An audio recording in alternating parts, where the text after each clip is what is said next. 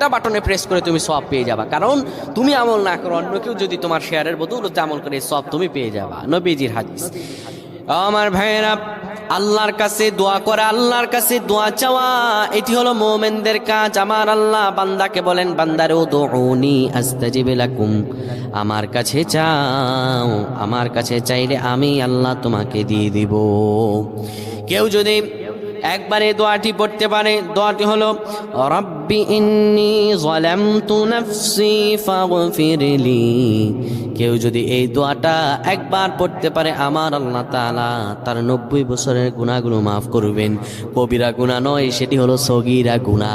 সগীরা গুনাহ মাফ হবে। বলবেন হুজুর 90 বছর তো হয়নি, তাহলে গুনাহ মাফ হবে কি করে? আপনার যত বছর হয়েছে তত বছরের সগীরা গুনাহ মাফ হবে, আর বাদ বাকিটা কাউন্ট করে আপনার আমল নামায় নফল নামাজ, নফল আমলের সওয়াব আল্লাহ তাআলা আপনার আমল নামায় দিয়ে দিবেন। কিন্তু এটির ব্যাপারও সহিহ সনদে তেমন কোনো গুরুত্ব